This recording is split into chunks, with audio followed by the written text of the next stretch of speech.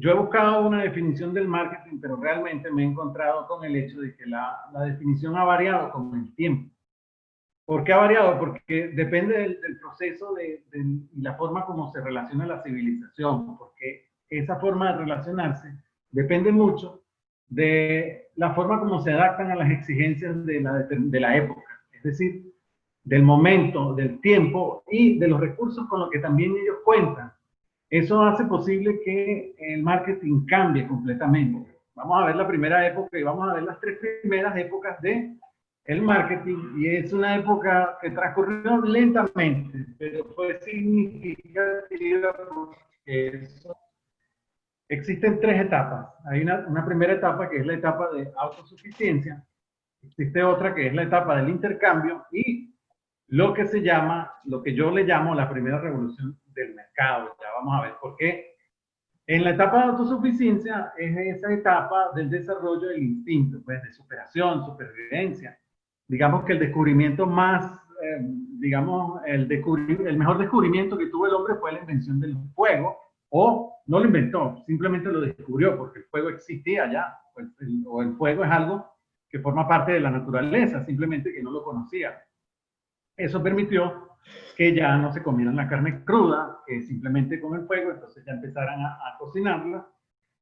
No sé si ustedes recuerdan, pero hay un animado muy que yo a mí me gusta mucho porque se llama Los Cruz. No sé si tuvieron oportunidad de verlo, pero en esa época, ese relata una época de las cavernas donde una familia que para ellos lo más seguro era simplemente estar en una cueva metidos.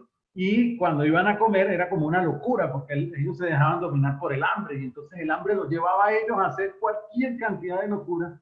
Y en ese instante conocieron a otra persona que venía de otra parte, que ya estaba un poquito más avanzado o civilizado, y entonces les enseñó a cazar y a comerse la carne asada en el fuego, pero estaban locos, casi que se comen a la persona que estaba allí. Entonces, bueno, ese era, aunque suene como algo muy animado, era así realmente, o sea, literalmente las personas se dejaban llevar simplemente por el instinto, y el instinto principalmente estaba acompañado de la necesidad de comer, de tener que comer y buscar la manera de ver cómo satisfacía esa necesidad. Pero eso también se debe al hecho de que la civilización era muy pequeña, es decir, en el mundo apenas estaba creciendo la civilización, y por otro lado, las personas, había una gran distancia entre lo que era una tribu y otra. Es decir, una tribu se alojaba en una montaña específica o en una determinada área que era segura para ellos, para evitar que fueran también ellos devorados. Y cuando llegaban las épocas, por lo menos de invierno, de otoño, o épocas difíciles donde no se podía salir por el frío, pues ellos iniciaban una ruta de búsqueda, de caza de algunos animales. Yo les recomendaría que vieran una película, y esta se la recomiendo a Alfonso porque tiene mucho que ver con ese logo que él tiene allí. No recuerdo, yo soy muy malo para recordar los nombres de las películas, pero sé que es sobre un grupo de personas que fueron a la búsqueda de unos búfalos que se encontraban muy lejos de las tierras, y en el camino uno de ellos se perdió y aprendió a sobrevivir acompañado de unos lobos que fueron los que él logró domar, y digamos que es la época donde empezaron a domarse los animales. Pero el protagonista de la película era el lobo realmente. Yo después le voy a pasar a Alfonso el detalle de la película para que la vea. Ah, la película se llama Alfa. Ya lo recordé, ya me pasaron por aquí el dato. Por otro lado, en la medida que fue pasando el tiempo, esa civilización también fue creciendo, o en la medida en que fue creciendo la civilización, pues ya, digamos que las tribus fueron ampliándose y creándose como una especie ya de mini tribus, que eran como unas mini ciudades también, y eso hizo posible también que algunas personas que hacían recolecciones pudieran trasladarse un poquito más allá, y ya había como cercanía entre varias civilizaciones. Entonces, en la medida en que se fueron conociendo, se fueron dando cuenta de que una civilización producía algo y otra civilización producía otra cosa. Y en la medida en que fueron relacionándose, fueron intercambiándose, o fueron intercambiando también lo que uno producía con lo otro. Fíjense, aquí podemos ver que una civilización que vive en la montaña, que utiliza, mientras más frío, más fuego. Entonces, las personas que vivían en la montaña utilizaban mucho el fuego y se aprovechaban mucho del fuego también para cocinar. Entonces, para ellos era fácil hacer pan. Pero para otra civilización que no vivía en la montaña, sino que vivía a la orilla del río, porque el agua era su fuente de sustento, ellos pescaban. Lo que no conocía en la montaña, perdón, en la montaña no conocían el pescado, porque tenían que bajar al río a hacerlo, y era muy lejos para ellos, pero sí producían pan. Si ellos bajaban, entonces intercambiaban pan por pescado, o simplemente intercambiaban queso, intercambiaban las cosas que cada quien tenía. En algunos casos habían tribus que domesticaban animales, entonces eso era posible, hacer el intercambio de regalar un perro por un queso, por ejemplo. En este caso, aquí no domesticaban el animal, sino simplemente agarraban una vaca y de la vaca hacían la mantequilla, el queso. Entonces, ellos intercambiaban, te cambio el queso y entonces te regalo este perrito que él es el vigilante. Y así, sucesivamente, en la medida en que la civilización se fue haciendo más compleja en aquella época, entonces el intercambio comenzó a fluir. Es muy importante saber que el marketing o el mercadeo o los inicios del mercadeo se desarrollan en la medida en que el marketing crece, en la medida en que las civilizaciones van creciendo y en la medida en que se interconectan también. No solamente crece, sino que hay una comunicación constante. Y esa comunicación es lo que hace posible que la civilización se expanda también. ¿Por qué?